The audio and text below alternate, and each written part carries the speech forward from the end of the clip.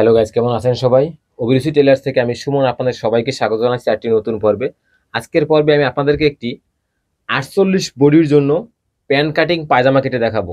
তবে বন্ধুরা, আজকের এই পায়জামাটা আমি একটু ব্যতিক্রমী ধরনের কাটবো। ব্যতিক্রম হলো এটা একটা কল্লি সিস্টেমের পায়জামা হবে। তো প্যান্ট কাটিং পায়জামায় আপনারা কীভাবে কল্লি ব্যবহার করবেন তার একটি সম্পূর্ণ ধারণা আমি এই 48 বডির জন্য কেটে দেখিয়ে দেব। আশা করি ভিডিও থেকে আপনারা অনেক উপকৃত হবেন, যারা টেলারিং কাজের একদম নতুন এবং যারা নতুন শিখতেছেন। তো চলুন আমরা প্রথমে শুরু করি কাটিংটা। কীভাবে শুরু করব? প্রথমে কাপড়টাকে আমরা দেখেন এটা এভাবে 4 ভাঁজ দিয়ে নেব। এই যে দেখেন, এটা কাপড় কিন্তু এখানে 2টা পার্ট, ঠিক আছে? এই যে তো 4 ভাঁজ দিয়ে নিয়েছি। নেওয়ার পরে এই যে 5টায় পার আছে সেটা এই যে আমার দিকে রেখেছি, এই অংশটা আমার দিকে রেখেছি। এখন আমি একটু সমান করে নিচ্ছি। এবার এখানে রাবারের জন্য এখানে আমি 2 ইঞ্চি পরিমাণ, এই দিকটায় 2 ইঞ্চি পরিমাণে কাপড় এখানে রাবারের বর্ডারের জন্য রাখবো, ঠিক আছে? এরপরে মার্কা দিলাম। এখন আমি লম্বার মাপটা ধরে নেব। আমার এটা লম্বা হবে 38, এই যে লম্বা হবে 38।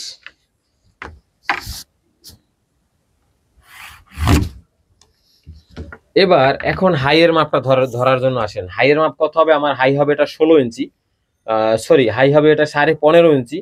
তো আমি এখানে 16 ইঞ্চি বরাবর ধরবো।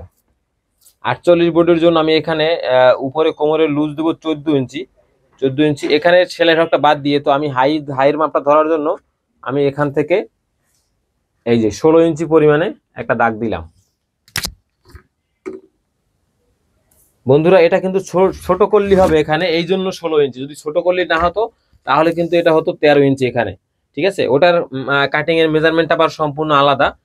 এটা হলো 48 ইঞ্চি ফিগারের জন্য প্যান্ট, সেই কারণে এখানে ছোট কলি ব্যবহার করতে হবে। যদি আপনি এটা 35, 38, 40 ইঞ্চি ফিগারের জন্য কাটেন তখন কিন্তু এখানে ছোট কলি ব্যবহার না করলেও কোনো সমস্যা নেই। কারণ যাদের ফিগারটা একটু বেশি থাকে তাদের কিন্তু এই থাইয়ের অংশটা একটু বেশি দিতে হয়, এবং ছোট কলি ছাড়া তারা ইউজ করতে গেলে এখানে কাপড় টেনে থাকে। তো এই সমস্যাটার কারণে আমরা এখানে ছোট কলি ব্যবহার করার সিস্টেমে আজকেরটা কাটবো। তো এবার এপাশে কিভাবে মার্কাটা দিবেন, এই সেম আমি যেভাবে দিচ্ছি এভাবে।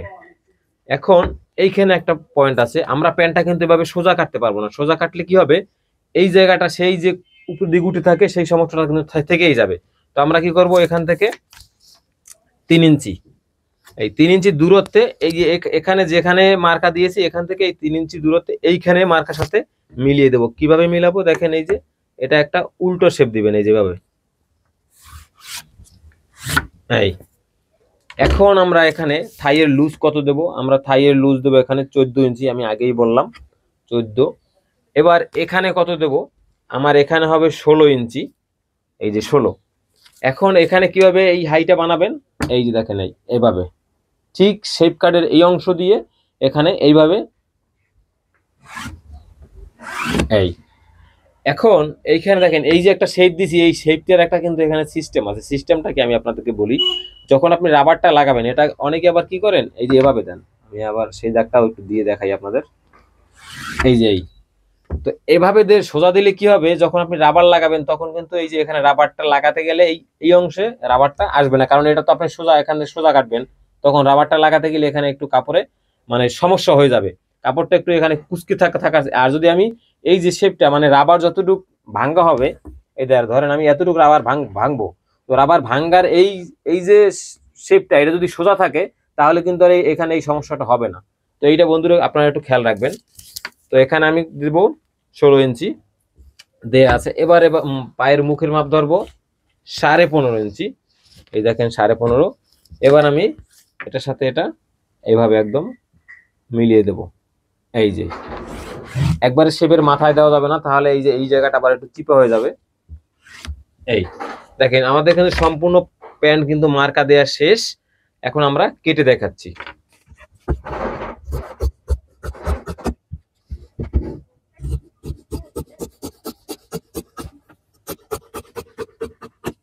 এইখানে নিচে বর্ডারের জন্য এখানে 3.5 ইঞ্চি পরিমাণে কাপড় রাখবেন। এটা বর্ডারটা একটু চওড়া হবে, দেখতে সুন্দর দেখা যাবে। আমি এখানে 3.5 মতন কাপড় রেখেছি। এই যে সেলাইয়ের, এটা কিন্তু সেলাইয়ের বাইরে।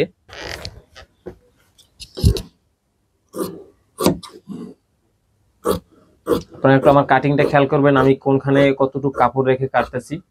এখানে কিন্তু সেলাই রক থাকবে, এই দাগে কিন্তু সব সব প্রত্যেকটা দাগে কিন্তু সেলাই হবে, ঠিক আছে? শুধুমাত্র এই দাগটা ছাড়া, এটা হলো হাইয়ের মাপ। এখানে একটু চিহ্ন দিতে হবে যাতে প্রত্যেকটা পার্টে একটু চিহ্ন পড়ে। এবার দেখেন আমি এই যে শেপটা দিয়েছি সেই শেপে কাটবো।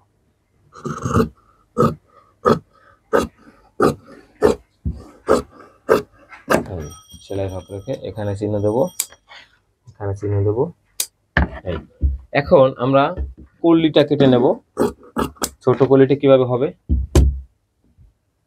ছোট কল্লিটার একটু সোজা করে কেটে নেই। আমি যদি একটু কাপড়টা সরিয়ে দেখাই আপনাদের বুঝতে সুবিধা হবে। এখানে চওড়া দেব এটা 3 যখন আমি এটা খুলে ফেলবো তখন 6 হবে, আর এদিকে লম্বা দেব 8।